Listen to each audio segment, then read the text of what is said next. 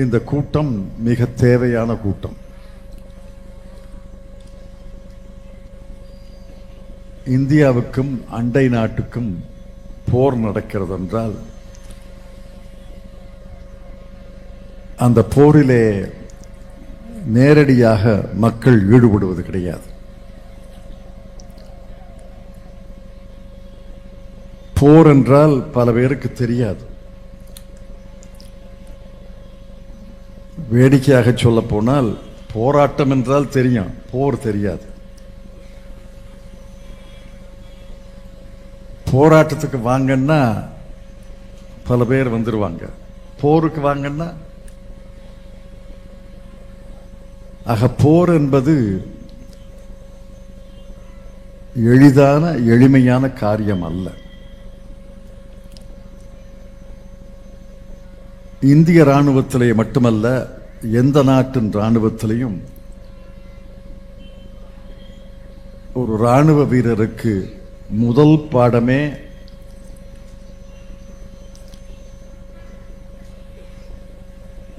எதிரியை கொல்ல வேண்டும் அல்லது எதிரி உன்னை கொன்று விடுவார்.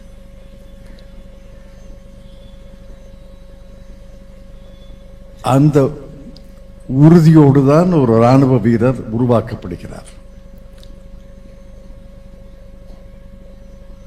எதிரியை பார்த்தால் நான் சுட வேண்டும் அல்லது எதிரி என்னை சுட்டு விடுவான். அந்த மனோதைரியம் ராணுவ வீரர்களுக்குத்தான் இருக்கிறது.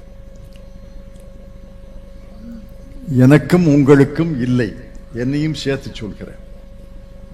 எனக்கும் உங்களுக்கும் இல்லை என்பதை புரிந்து கொண்டு ராணுவ வீரர்களுக்கு அந்த மனோபலம் இருக்கிறது. ஆகவேதான் இங்க இந்திய ராணுவத்துக்கு சல்யூட் என்ற கூட்டத்தை அமைத்திருக்கிறோம்.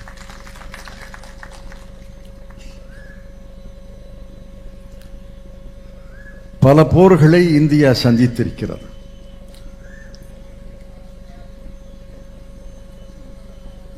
பெரும்பான்மையான போர்கள் நம் மீது திணிக்கப்பட்ட போர்கள்.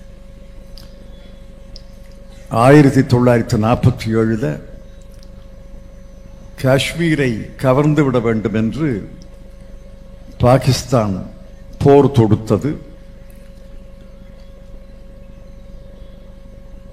அந்த போரிலே இந்திய ராணுவம் அப்பெல்லாம் இந்த .303 303ங்கிற கன் தான், வேற பெரிய தளவாடமெல்லாம் கிடையாது. அது ஆட்டோமேட்டிக் கன் கூட கிடையாது. அப்பப்ப துப்பாக்கியில குண்டுகளை நிரப்ப வேண்டும். அந்த போரிலே காஷ்மீர் பகுதியை ஓரளவுக்கு இழந்தாலும் அந்த போரிலே இந்திய ராணுவர்கள் சிறப்பாக செயல்பட்டார்கள். 1962 சீனா நம் மீது போர் தொடுத்தது, திணித்தது. அன்றும் நம்முடைய ராணுவத்திடம் பெரிய தளவாடங்கள், துப்பாக்கிகள், பீரங்கிகள்லாம் கிடையாது. இரண்டாவது உலகப் போர்ல ஈடுபடுத்திய தளவாடங்கள், துப்பாக்கிகள், பீரங்கிகள் தான் நமக்கு இருந்தது. புதிதாக ஒன்றும் தளவாடங்களை எல்லாம், பீரங்கிகளை எல்லாம், துப்பாக்கிகளை எல்லாம் இந்தியா வாங்கல. அன்று வாங்கக்கூடிய நிலையில நம்ம இல்லை. ஏன்னா சுதந்திரம் பெற்ற நாடு, ஏறத்தாழ 70% மக்களுக்கு எழுத்தறிவு கிடையாது. ஏறத்தாழ 65-70% மக்கள் வறுமை கோட்டுக்குள்ள இருந்தாங்க. விவசாயத்தை தவிர வேறு ஒன்றும் பெரிய தொழில் கிடையாது. அந்த நேரத்தில் சீனா நம் மீது போரை திணித்தது. அன்று நமக்கு பலத்த அடி ஏற்பட்டது, இல்லைன்னு சொல்லல. இருந்தாலும்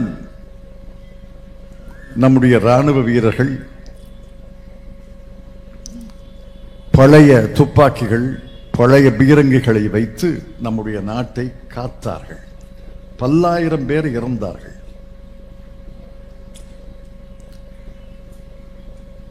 அதையெல்லாம் நினைத்து பார்த்து நன்றி சொல்ல வேண்டும். அதற்கு பிறகு 1965 ஒரு போர். அந்த போரிலே பாகிஸ்தானுக்கு பலத்த அடி. இந்திரா காந்தி அவர்கள் பிரதமராக இருந்த காலத்தில் பலத்த அடி. 1971 வங்கதேச விடுதலை போர். அதுல மிகப்பெரிய வெற்றியை இந்தியா பெற்றது. ஃபீல்டு மார்ஷல் மேனக்ஷா தான் அன்று இராணுவத்தினுடைய தலைவர். இரண்டாவது உலகப் போருக்கு பிறகு ஒரு பெரிய படை இன்னொரு நாட்டினுடைய படையிடம் தோல்வி அடைந்து சரணாகதி கையெழுத்து போட்டது 1971 வங்கதேச போர்ல தான். எல்லாம் பார்த்திருப்பீங்க, அந்த புகைப்படங்களை எல்லாம் பார்த்திருப்பீங்க. ஜெனரல் நியாசி என்ற பாகிஸ்தான் படை தளபதி, ஜெனரல் அரோரா என்ற இந்திய ராணுவ தளபதிக்கு கையெழுத்து போட்டு கொடுக்கிறாரு. துப்பாக்கிகளெல்லாம் கீழே வச்சு தலை குனிந்து கையெழுத்து போட்டு நாங்கள் சரணாகதி அடைகிறோம், சரண்டர் என்று எழுதுகிறார். அதெல்லாம் இராணுவ சரித்திரத்தில், போர் சரித்திரங்களில் பொன் எழுத்துக்களால் பொறிக்கப்பட வேண்டிய மிகப்பெரிய வெற்றி. அந்த வெற்றியை இந்திரா காந்தி அவர்கள் பெற்றுத் தந்தார்கள் என்பதை மறந்துவிடக்கூடாது. அந்த வெற்றிக்கு பிறகு இந்திரா காந்தி என்ன செய்தார் என்று சிறிது நேரத்தில் சொல்கிறேன்.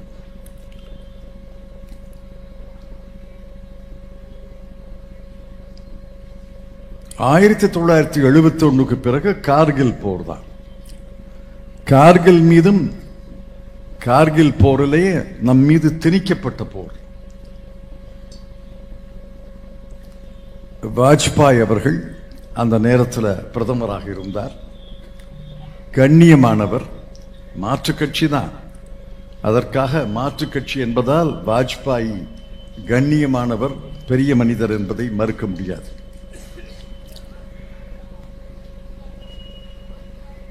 கண்ணியமான திரு வாஜ்பாய் அவர்கள் உறுதியாக ராணுவ தளபதிகளுக்கு முழு சுதந்திரம் கொடுத்து விமானப்படையை துணைக்கு அனுப்பி கார்கில் போருக்கு முற்றுப்புள்ளி கொண்டார்.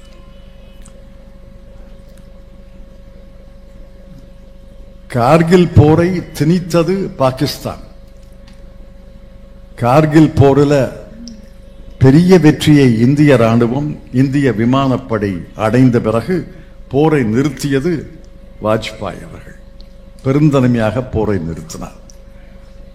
அதற்கு முன்னால் இந்திரா காந்தி சரணாகதிக்கு பிறகு நாடாளுமன்றத்தில் தன்னிச்சையாக அறிவித்தார், இன்றுடன் போர் முடிந்தது, நான் போர் நிறுத்தத்தை அறிவிக்கிறேன். எதற்காக சொல்கிறேன் என்பது சிறிது நேரத்தில் சொல்கிறேன், நினைவில் வைத்துக் கொள்ளுங்கள். இந்திரா காந்தி போர் நிறுத்தத்தை அறிவித்தார். வாஜ்பாய் அவர்கள் போர் நிறுத்தத்தை அறிவித்தார். இந்த முறை யார் அறிவிச்சாங்க போர் நிறுத்தத்தை? யார் அறிவிச்சா? இந்திய பிரதமரா அறிவித்தார், இந்திய ராணுவ தளபதியா அறிவித்தார், இந்திய விமானப்பட தளபதியா அறிவித்தார்.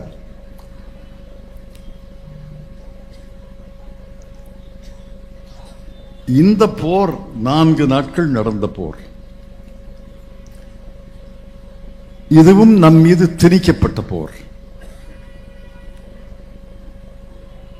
ஏப்ரல் மாதம் 22ஆம் தேதி காஷ்மீரில் பஹல்கம் என்ற சுற்றுலா தலத்துக்கு அருகே உள்ள பைசரான் என்ற ஊர்ல பாகிஸ்தான் தீவிரவாதிகள் 2-3 பேர் நுழைந்து 26 பேரை கொன்றார்கள். தேசமே குலுங்கியது, தேசமே அதிர்ச்சிக்குள்ளானது. 26 பேரை கொன்றதற்கு பதிலடி கொடுக்க வேண்டும் என்று தேசமே ஒற்றுமையாக இருந்தது. அதற்காக எந்த விலையை வேண்டுமானாலும் கொடுக்கலாம், எவ்வளவு பணம் வேணாலும் செலவழிக்கலாம். ஆனால் பாகிஸ்தான் பயங்கரவாதிகள் நடத்திய தாக்குதலுக்கு பதிலடி கொடுக்க வேண்டும் என்று ஒரே குரலிலே அனைத்து கட்சிகளும் அனைத்து பிரிவு மக்களும் விரும்பினார்கள். காங்கிரஸ் கட்சி காரிய கமிட்டியில கூட்டி பாகிஸ்தான் பயங்கரவாதத்தை கடுமையாக கண்டித்து இதற்கு அரசு நடவடிக்கை எடுக்கல. இதற்கு எந்த நடவடிக்கையை அரசு எடுத்தாலும் நாங்கள் உறுதியாக இருப்போம், நாங்கள் உறுதுணையாக இருப்போம். எந்த நடவடிக்கையும் அரசு எடுக்கலாம், எடுக்க வேண்டும், அதற்கு நாங்கள் உறுதுணையாக இருப்போம் என்று அறிவித்த முதல் பெரிய கட்சி காங்கிரஸ் கட்சி. 10-12 நாட்கள் இந்திய ராணுவம் திட்டமிட்டது, அதற்காக பாராட்டுகிறேன். இந்திய விமானப்படை திட்டமிட்டது, இந்திய தளபதிகள் திட்டமிட்டார்கள். அவர்களை எல்லாம் நான் மனதார பாராட்டுகிறேன்.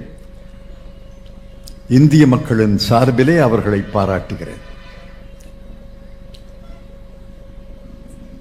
மே மாதம் 7ஆம் தேதி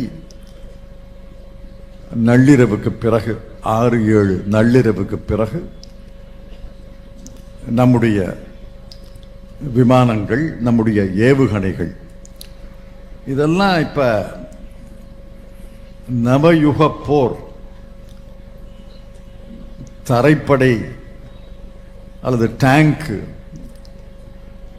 பீரங்கி வண்டிகள், அதுதான் போய் போற நடக்கணும்னு அதெல்லாம் முடிஞ்சு போச்சு. நம்முடைய விமானம் அந்நிய நாட்டுக்குள்ள ஊடுருவி தாக்கணும்னு கிடையாது. நம்முடைய விமானம் இந்திய பாகிஸ்தான் எல்லையை தாண்டல. நம்முடைய ராணுவ வீரர்கள் இந்திய பாகிஸ்தான் எல்லையை தாண்டல. நம்ம நாட்டுக்குள்ளே இருந்து விமானத்தின் மூலமாக தரையிலிருந்து ஆகாயத்திலிருந்து ஏவுகணைகளை ஏவலாம். அந்த ஏவுகணைகள் குறிப்பாக பிரம்மோஸ் என்ற ஏவுகணை 9 இடங்களை தாக்கியது, மிகப்பெரிய சேதத்தை விளைவித்தது. பயங்கரவாதிகளுடைய முகாம் என்று கருதப்பட்ட 9 இடங்களில் மிகப்பெரிய தாக்குதலை நடத்தியது.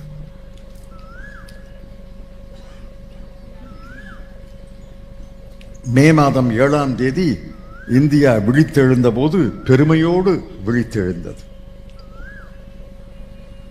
ரொம்ப பெருமையோடு,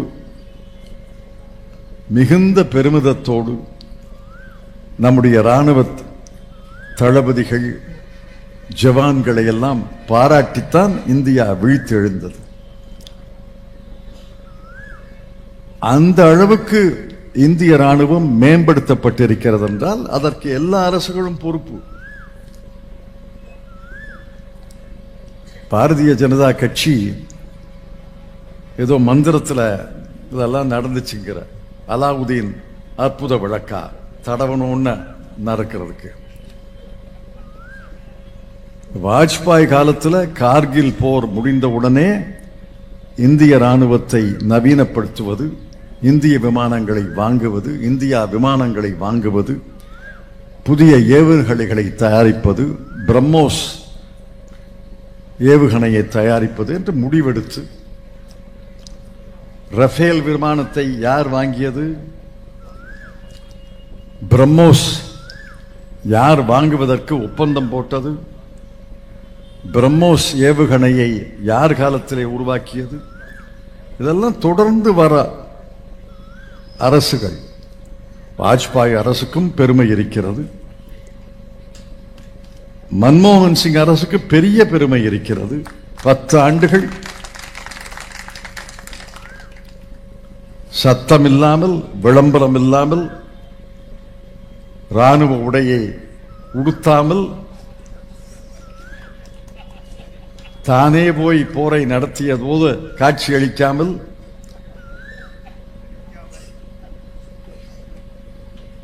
என்னுடைய உடம்புல ரத்தம் ஓடல குங்குமம் ஓடுதுன்னு வசனம் பேசாமல் அமைதியாக 10 ஆண்டுகள் இந்திய ராணுவத்தை பலப்படுத்தியது மன்மோகன் சிங்குடைய அரசு. அதற்கு பிறகு மோடி அரசும் பலப்படுத்தியது, நான் மறுக்கல. 10 ஆண்டுகள் மோடி அரசும் பலப்படுத்தியது. புதிய விமானங்களை வாங்கினார். கூட குறைய விலைக்கு வாங்கினாங்கிறது வேற, ரொம்ப கூட குறைய விலைக்கு வாங்கினாங்க. ஆனா விமானம் வாங்கினாங்க, ஒத்துக்கிறேன். நம்ம பேசிய பிரான்ஸ் நாட்டோடு நாம் பேசி முடித்த விலையை விட பல மடங்கு விலை கொடுத்தாங்க. ஆனா ரஃபேல் விமானத்தை வாங்கினார்கள். ரஃபேல் விமானத்தை அடையாளம் கண்டது மன்மோகன் சிங். அந்த விமானத்தை வாங்கினார்கள். போஃபர்ஸ் கன்னை அடையாளம் கண்டது ராஜீவ் காந்தி. இந்த போஃபர்ஸ் பீரங்கியும் ரஃபேல் விமானமும் இல்லாட்டி இந்த அளவுக்கு ராணுவம் வெற்றி பெற்றிருக்கார். ஆக எல்லாருக்கும் பங்களிப்பு இருக்கு, எல்லாருக்கும் பங்களிப்பு இருக்கு. வரி கட்டுற உங்களுக்கும் பங்களிப்பு இருக்கு. உங்க வரி பணத்துல தானே வாங்குறாங்க. ஆக எல்லாருக்கும் இந்த பங்களிப்பு இருக்கு. மோடி அவர்களுக்கும் பங்களிப்பு இருக்கு, நான் இல்லைன்னு சொல்லல. மோடி அவர்கள் 10 ஆண்டுகளிலே ராணுவத்தை விமான படையை பலப்படுத்தி இருக்கிறார் என்பதை நான் ஏற்றுக்கொள்கிறேன். அதற்கு முன்னாலும் பலப்படுத்தணும், இப்பவும் பலப்படுத்துறோம். அடுத்த பிரதமரும் பலப்படுத்துவார், அதுல ஒன்றும் சந்தேகம். அடுத்த பிரதமர் யார் வந்தாலும் அவரும் பலப்படுத்துவார். 7ஆம் தேதி போர் நடக்கிறது. இதோடு நாங்கள் எந்த மக்கள் வாழும் பகுதியிலையும் தாக்கல. மிலிட்டரி இன்ஸ்டாலேஷன்ஸ், ராணுவ தளங்களை தாக்கல. பயங்கரவாதிகளுடைய முகாமத்தையும் தாக்கி இருக்கிறோம் என்று அரசு அறிவித்தது, நாங்கள் பாராட்டியோம். 8ஆம் தேதி பாகிஸ்தான் எதிர்த்தாக்குதலை நடத்தியது. அவர்களுக்கு ஏவுகணை இருக்கு, அவர்களுக்கு விமானங்கள் இருக்கு, அவர்கள் எதிர்த்தாக்குதல் நடத்தினாங்க. அந்த நேரத்தில் நம்முடைய அரசு, நம்முடைய ராணுவம் மீண்டும் 11 விமான தளங்களை தாக்கினார்கள். மே மாதம் 10ஆம் தேதி அன்று நான் பிற்பகலில், நீங்களும் பார்த்திருப்பீங்க, பிற்பகலில் தொலைக்காட்சியை பார்த்து கொண்டிருக்கிறேன். 7ஆம் தேதி நம்முடைய எதிர்த்தாக்குதல், அதற்கு 8ஆம் தேதி மறு தாக்குதல், 8ஆம் தேதி இரவு, 9ஆம் தேதி காலையில் இந்தியாவுடைய மறு தாக்குதல் என்று போர் நடக்கிறது.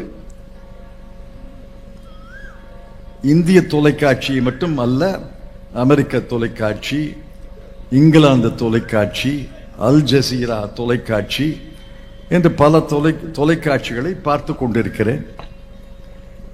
போர் நடக்குதுன்னு நினைச்சுக்கிட்டு இருக்கோம்.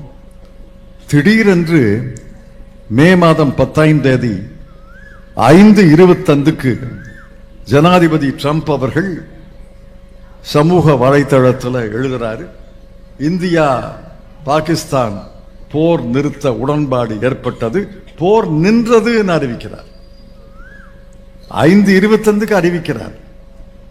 போர் நின்றது 3:30 மணிக்கு போர் நின்றது என்று அறிவிக்கிறார். நான் அதிர்ச்சி அடைந்தேன். போர் நடக்குதுன்னு இந்திய நாட்டு மக்கள் நினைக்கிறாங்க, போர் நடக்குதுன்னு அனைத்து ராணுவ வீரர்களும் நினைக்கிறாங்க. அங்க எல்லையில இருக்கிற ராணுவ வீரர், விமானத்தை தயாராக வைத்திருக்கக்கூடிய விமானப்படை வீரர், அவங்கெல்லாம் போர் நடக்குது நினைச்சுக்கிட்டு இருக்காங்க. அமெரிக்கா ஜனாதிபதி தன்னுடைய சமூக வலைதளத்தில் எழுதுறாரு, போர் நின்றுச்சே 3:30 மணிக்கு, அது எப்படி போர் நிற்கும்? இந்திய பிரதமருக்கு தெரியாமலா போர் நின்றது? இந்திய ராணுவ அமைச்சருக்கு தெரியாமலா போர் நடந்தது? போர் நிறுந்தது. 5:30 மணிக்கு இந்திய வெளியுறவு அமைச்சர் ஜெய்சங்கர் அவர்கள் பத்திரிகையாளர்களை சந்திப்பார் என்று ஏற்கனவே செய்தி வந்தது, ஒரு குறிப்பு வந்தது. 5:25க்கு ட்ரம்ப் அறிவிக்கிறார். 5:30க்கு ஜெய்சங்கர் அவர்கள் பத்திரிகையாளர்களை சந்திக்கவில்லை. அரை மணி நேரம் ஒத்தி வச்சிருக்காங்க. 6 மணிக்கு சந்திப்பார்னு சொன்னாங்க. 6 மணிக்கு அவர் சந்திக்கல, வெளியுறவுத்துறை செயலாளர் தான் சந்திக்கிறார், அமைச்சர் சந்திக்கல. வெளியுறவுத்துறை செயலாளர் 2 வாசகங்களை சொல்கிறார். பாகிஸ்தான் படைத்தளபதி 3:35 மணிக்கு நம்முடைய படைத்தளபதியோடு தொலைபேசியிலே பேசி, போர் நிறுத்தத்துக்கு நாங்கள் தயார், நீங்க நிறுத்தினா நாங்க நிறுத்துறோம். அதற்கு இந்திய படைத்தளபதி, நீங்க நிறுத்தினா நாங்களும் ஒப்புக்கொள்கிறோம். ஆக இருவருக்கும் உடன்பாடு ஏற்பட்டது. 3:35 ஒட்டி போர் நின்றதுன்னு அறிவிக்கிறார். ட்ரம்ப் சொன்னதைத்தானே உறுதிப்படுத்துறாங்க. இவர்களெல்லாம் ட்ரம்புக்கு வேலை பார்க்கிறாங்களா, இந்தியாவுக்கு வேலை பார்க்கிறாங்களா?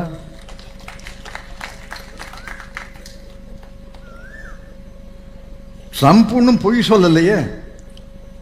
அவர் பல நேரங்களில் பொய் சொல்லி இருக்காரு. இந்த தடவை பொய் சொல்லலையே, உண்மையை தானே சொல்லி இருக்காரு. 3:35க்கு இந்தியா பாகிஸ்தான் போர் நின்றது என்று அறிவித்தது சரிதானே?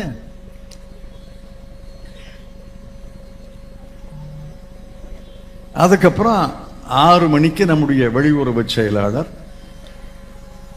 கொஞ்சம் வருத்தத்தோடு தான் அறிவிக்கிறார் நினைக்கிறேன். வருத்தத்தோடு தான் அறிவிக்கிறார். ஏன்னா எல்லாருக்கும் உலகம் முழுவதும் செய்தி பரவி விட்டது, இந்தியா முழுவதும் செய்தி பரவி விட்டது. போர் நின்றது, 2 படைத்தளபதிகளுக்கும் உடன்பாடு ஏற்பட்டது, போர் நின்றது, ட்ரம்ப் அறிவித்தார் என்று எல்லாருக்கும் தெரியும். எல்லாருக்கும் தெரிஞ்ச பிறகு இவர் என்ன போர் நின்றது, இன்னொரு போர் தொடங்கி நின்றுச்சா? அந்த ஒரு போர் நிறுத்தம்ங்கிறது ஒரு முறை தானே நடக்கும். அது எங்களுக்கு கவலை அளிக்கிறது. இந்திய ராணுவ வீரர்களுக்கு எந்த அளவுக்கு கவலை அளித்திருக்கும் என்று சிந்தித்து பாருங்க. அவன் எல்லையில நிக்கிறான், துப்பாக்கி வச்சுக்கிட்டு நிக்கிறார், டேங்க்ல நிக்கிறாரு, விமானப்படை வீரர் விமானத்துல தயாராக இருக்கிறாரு, விமான தளத்தில் இருக்கிறாரு. எப்ப வேணாலும் படை தளபதி புறப்படுன்னு சொன்னா புறப்படணும். ஏவுகணை வீரர் தயாராக இருக்கிறாரு, ஏவுகணையை ஏவினா ஏவணும், தயாரா இருக்கிறாங்க. அவர்களுக்கெல்லாம் எந்த அளவுக்கு அதிர்ச்சி ஏற்பட்டிருக்கும் என்று யோசிப்பாங்க. தொலைக்காட்சியை பார்த்த எனக்கே அதிர்ச்சி என்றால், அந்த போர் வாசல்ல, போர் வாயில்ல, போர் களத்துல இருக்கிற ராணுவ வீரருக்கு எந்த அளவுக்கு அதிர்ச்சி ஏற்பட்டிருக்கும். இந்திய ராணுவத்துக்கு சல்யூட் சொல்லும் அதே நேரத்தில் இந்திய அரசுக்கு கேள்விகளை கேட்க வேண்டுமா வேண்டாமா? இது ஜனநாயக நாடு. எதிர்க்கட்சிகள் மக்கள் கேள்வி கேட்க மாட்டார்கள் என்று நினைக்காதீங்க. பல பேர் மனதில் கேள்வி எழும். பல பேர் பத்திரிகை நிருபர்கள், பத்திரிகை ஆசிரியர்கள் எழுத்துல கேள்வி கேட்பாங்க. அரசியல் கட்சிகள் மேடையில் தானே கேள்வி கேட்பாங்க. கேள்வி கேட்பதாலே நாங்கள் தேச துரோகிகள் அல்ல. கேள்வி கேட்கிறோம் என்பதற்காக இந்திய ராணுவத்தை நாங்கள் ஆதரிக்கவில்லை என்பது அல்ல. நான் ஆரம்பத்திலே சொன்னேன், இந்திய ராணுவத்துக்கு சல்யூட். அதே நேரத்தில் அமைதியாக, அடக்கமாக தேவையான கேள்விகளை நாங்கள் கேட்கிறோம். பாகிஸ்தான் படைத்தளபதி இந்திய படைத்தளபதியோடு பேசினார் என்றால் அது எப்படி ட்ரம்புக்கு தெரிஞ்சது? நான் ஊகிக்கிறேன். ட்ரம்ப் தான் சொல்லி படைத்தளபதியை பேச சொல்லியிருக்கார். பாகிஸ்தான்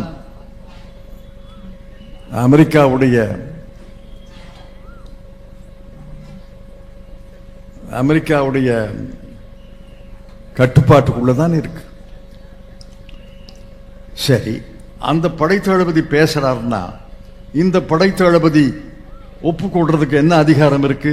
ராணுவ அமைச்சர், ராணுவ தளபதி, ராணுவ அமைச்சர், பிரதம மந்திரி கேட்டுத்தானே ஒப்புக்கொள்ளணும். அவர் போன் பண்றாரு, சரி காபி சாப்பிட வாங்கினா கூப்பிடுறாரு, சரி வர்றேன்னு சொல்றதுக்கு. போரை நிறுத்தணும்னு சொல்றாரு, இவர் போரை நிறுத்தணும் ஒத்துக்கிறாரு. அப்படின்னா பிரதமருக்கு தெரிஞ்சிருக்கணும் இல்ல, ராணுவ அமைச்சருக்கு தெரிஞ்சிருக்கணும் இல்ல, ராணுவ தளபதிகளுக்கு தெரிஞ்சு அவர் போன் பண்ணா போர் நிறுத்தத்தை அவர் முன்மொழிந்தால் நீ ஏற்றுக்கொள் என்று சொல்லித்தானே பண்ணியிருக்கணும்.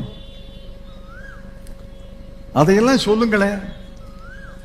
அது எதுக்கு மர்மமாக இருக்கிறது?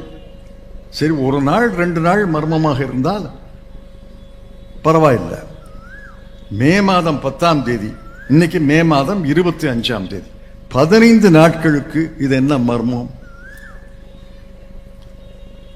இந்தியா என்பது சுதந்திர தேசம், மர்ம தேசம் அல்ல, சுதந்திர தேசம். இதுல மக்கள் கூடும் இடங்களில் தான் ஜனநாயகம் திளைக்கிறது. மக்கள் மத்தியில கேள்வி கேட்பதுதான் ஜனநாயகத்தினுடைய இலக்கணம். ரஷ்யால இந்த மாதிரி கூட்டம் போட்டு கேட்க முடியுமா? சீனால இந்த மாதிரி கூட்டம் போட்டு கேட்க முடியுமா? துருக்கியில் இந்த மாதிரி கூட்டம் போட்டு கேட்க முடியுமா? அவை ஜனநாயக நாடுகள் அல்ல. இந்தியா ஒரு வலிமையான ஜனநாயக நாடு. ஜனநாயகத்தை தான் 78 ஆண்டுகளாக காப்பாற்றி இருக்கிறோம். பல சோதனைகள் வந்தாலும் இந்த ஜனநாயகத்தை காப்பாற்றி இருக்கிறோம். இப்போதும் சோதனை வருகிறது. பாரதிய ஜனதா கட்சி மூலமாக ஜனநாயகத்துக்கு சோதனை வருகிறது. ஜனநாயக குரல் வளையை நெரிக்கிறார்கள். பேச்சு சுதந்திரத்தை, எழுத்து சுதந்திரத்தை முடக்குகிறார்கள். இருந்தாலும் ஜனநாயகம் திளைத்திருக்கிறது என்றால் ராணுவத்துக்கு எப்படி சல்யூட் போட்டோமோ மக்களுக்கு சல்யூட், இந்திய மக்களுக்கு சல்யூட் கட்டும். நாங்க என்ன கேட்கிறோம்? போர் நிறுத்தம் ஏற்பட்டது, மகிழ்ச்சி. போர்ல யாருக்கும் மகிழ்ச்சி கிடையாது. போர் என்றால் இறப்பு ஏற்படும். இறப்பு ஏற்பட்டால் ஒரு குடும்பம் அழிந்து விடும். ஒரு குடும்பம் மிகப்பெரிய துக்கத்தில், சோகத்தில் மூழ்கும். ஆக போர் நிறுத்தது நான் ஏற்றுக்கொள்கிறேன். இந்த புதிய போப்பாண்டவர் என்ன சொன்னார்? பழைய போப் ஜான் சொன்னதை தான் சொன்னார். நோ மோர் வார், நெவர் அகேன் வார். போரை நாம் விரும்பாத நாடு, ஆனால் திணிக்கப்பட்ட போர். வம்பு சண்டைக்கு போக மாட்டோம், வந்த சண்டையை விட மாட்டோம். வம்பு சண்டைக்கு போக மாட்டோம், வந்த சண்டையை விட மாட்டோம். என் மீது போர் திணிக்கப்பட்டால் நாங்கள் போராடுவோம். ஆனால் நீ போரை நிறுத்தினா நாங்களும் நிறுத்த தயார். போரை நிறுத்தியதற்காக இந்திய அரசை நான் பாராட்டுகிறேன், நன்றி சொல்கிறேன்.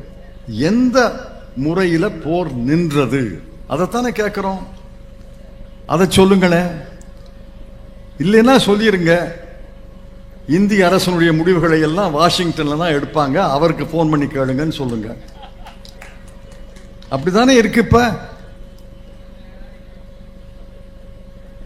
அங்கிருந்து இந்தியர்கள் குடியேறினார்களாம். அவர்களுக்கு விசா இல்லை, அனுமதி இல்லை, குடியேறினார்களாம். அவங்கள இந்தியாவுக்கு அனுப்புறாங்க. சரி, ஏன் கையில விலங்கு போட்டு காலில் சங்கிலி கட்டி அனுப்புறாங்க?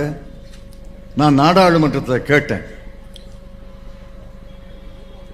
இந்தியர்களை அனுப்புறாங்கன்னு உங்களுக்கு தெரியும். அந்த விமானம் பஞ்சாபில் இறங்கணும்னு நீங்க தான் ஒப்புக்கொள்றீங்க. டெல்லியில் இறங்க வேண்டாம், பஞ்சாபில் இறங்கட்டும்னு சொல்றீங்க. பஞ்சாபில் இறங்குது, உங்களுக்கு தெரியாதா? விலங்கு போட்டு அனுப்புனாங்க, காலில் சங்கிலி போட்டு பிணைத்து அனுப்புனாங்கன்னு உங்களுக்கு தெரியாதா? அந்த விமானம் வர்றதுக்கே 12 மணி நேரம் ஆகும். ஏறும்போதே விலங்கு போட்டு காலில் சங்கிலி கட்டி அனுப்புறாங்க. வரும்போது உங்களுக்கு தெரியும் இல்ல? சரி, ஒரு முறை அனுப்பிட்டாங்க. அடுத்த முறை இந்திய விமானத்தை அனுப்புங்க. நான் கேட்டேன், நாடாளுமன்ற மாநிலங்களவையில் ராஜ்யசபால கேட்டேன், இந்த ஒரு முறை அனுப்புனது போகட்டும், கொலம்பியா அனுப்புனது, கொலம்பியா விமானத்தை அனுப்பித்தான் கொண்டாந்தது. 7 பேர் நேபாள் குடிமக்களை வெளியேற்றினார்கள். நேபாள் குடிமக்கள் 7 பேரும் கட்மண்டுல இறங்கும் போது விலங்கு இல்லையே, காலில் சங்கிலி இல்லையே. இந்தியர்களுக்கு மட்டும் ஏன் கை விலங்கு, ஏன் கால் சங்கிலி? நான் வெளியுறவுத்துறை அமைச்சரை கேட்டேன், அடுத்த முறை அடுத்த பேட்சை அனுப்பும் போது நீ இந்திய விமானத்தை அனுப்பி கொண்டு வாங்க. அதுக்கு பதில் கிடையாது. 2வது முறையும் கைவிலங்கு கால் சங்கிலி போட்டு தான் அனுப்புனாங்க. வெட்கக்கேடு. சரி, அதுக்கப்புறம் போர் நிறுத்தம். போர் நிறுத்தத்தை இவங்க மறுக்கல. 3 நாளைக்கு மறுக்கல. அதிகாரபூர்வமான வட்டாரங்கள் சொல்லுகிறது அப்படின்னு பேப்பர்ல வருது. அதிகாரபூர்வ வட்டாரங்கள் என்ன? அமைச்சரே சொல்ல வேண்டியதானே என்ன நடந்துச்சுன்னு. ஆனா ட்ரம்ப் சளைக்கல. சவுதிக்கு போறாரு, அங்கேயும் சொல்றாரு, நான் தான் மத்தியஸ்தம் பண்ணேன், நான் தான் உடன்பாடு கொண்டு வந்தேன். கத்தாருக்கு போறாரு, அங்கேயும் சொல்றாரு, நான் தான் கொண்டு வந்தேன். இவங்க மறுக்க அவர் உறுதிப்படுத்துறார். அது மட்டுமல்ல, வர்த்தகம் என்ற ஆயுதத்தை எடுத்தேன், 2 பேரும் போற நிறுத்துங்க, வர்த்தகம் செய்கிறேன். போற நிறுத்தாத்தி உங்களுக்கு வர்த்தகமே கிடையாது. அதையும் மறுக்கலையே.